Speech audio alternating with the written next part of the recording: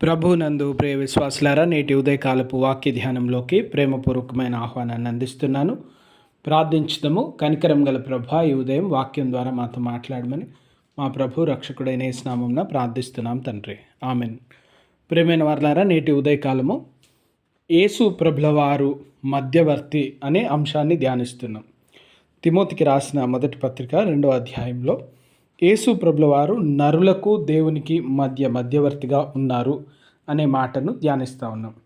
నేటి కాలంలో దేవుని వాక్యాన్ని దుష్ప్రచారం చేయవారు, తప్పుగా అర్థం చేసుకునేవారు, ప్రజల్ని మభ్యపెట్టేటువంటి వారు, చూడండి, యేసు ప్రభుల వారు దేవుడు కాదు, ఆయన మధ్యవర్తే, అంటే ఆయన మనిషే అనే ఆలోచనని అనేకులలో నింపి బాధ పెట్టడానికి, విశ్వాసాన్ని పాడు చేయడానికి ప్రయత్నాలు జరుగుతున్నాయి.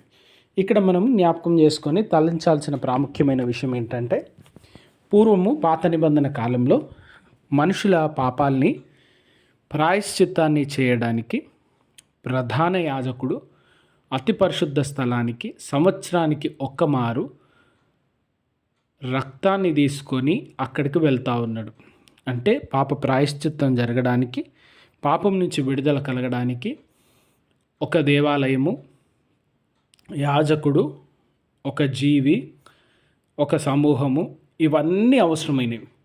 కానీ ఇప్పుడు యేసు ప్రభుల వారు నరావతారిగా, దేవుడు నరావతారిగా వచ్చిన తర్వాత ఇంక ఇవేవి అవసరం లేదు.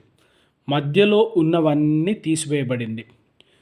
నరులు దేవునితో సమాధానపరచబడ్డానికి, సయోధ్య కుదర్చడానికి, దేవుని దగ్గరికి తిరిగి రావడానికి యేసు ప్రభుల వారే చాలు. యేసు ప్రభుల వారిలో విశ్వాసం ఉంచితే చాలు. ఇంకా మధ్యలో ఉన్నవన్నీ కొట్టివేయబడ్డది. మధ్యలో ఉన్నటువంటి మానవ నిర్మితమైనటువంటివి ఇంకేవి అవసరం లేదు. మధ్యవర్తిత్వం, మీడియేట్ చేసేటువంటి అవసరత లేకుండా పోయింది. ఎవరి ద్వారానో రావాల్సిన అవసరత లేదు, ఎవరినో సహాయం తీసుకొని రావాల్సిన అవసరత లేదు. నరులకి దేవునికి మధ్య ఉన్న అడ్డంకులన్నీ కూల్చివేయబడ్డది.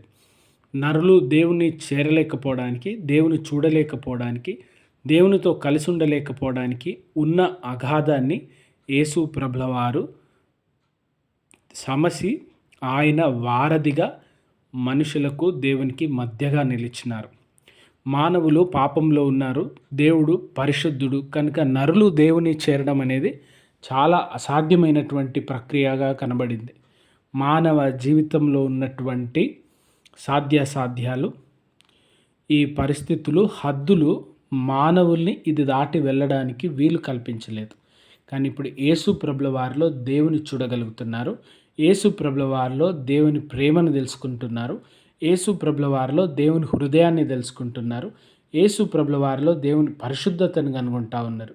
చూడండి, యేసు ప్రభుల వారు దేవుని స్వరూపమై నరుల మధ్యలో జీవించి దేవుని ప్రేమను, దేవుని హృదయాన్ని, దేవుని ఆలోచనలను మనకు కనపరుస్తున్నారు, తెలియడానికి అవకాశం కలిగించినారు. కనుక యేసు ప్రభుల వారిలో విశ్వాసం ఉంచితే చాలు, ఇంకా ఏది అవసరం లేదు. సంఘ సంస్కర్తల్లో చాలా ప్రాముఖ్యమైనటువంటి ఒక అంశం సోలా క్రిస్తూస్, యేసు ప్రభుల వారే చాలు, ఇంక ఏ మధ్యవర్తిత్వం, ఇంకేది అవసరం లేదు. ఆయనలో విశ్వాసం, ఆయన కృప, ఇవి రెండే రక్షణను అందించి నరులను ముందుకు తీసుకువెళ్తాయి. కనుక ఇంకా మిగతా వాటి అవసరత ఏది నరులకు అక్కర్లేదు అని వాక్యానుసారంగా బలపరిచి ముందుకు తీసుకుని వచ్చినారు.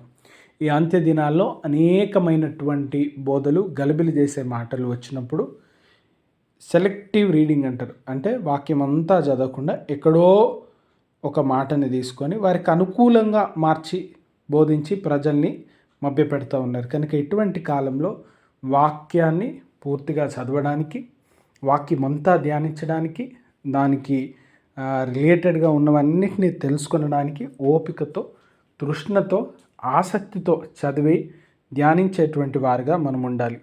అప్పుడు మనల్ని ప్రభులో స్థిరపరుస్తూ దేవుని సన్నిధిలో బలపరిచేటువంటి యేసు ప్రభుల వారి కృప మనకు తోడై ఉంటుంది. ప్రార్థించుకుందాం.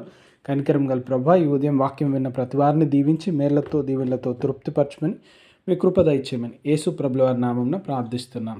Amen. God bless you all.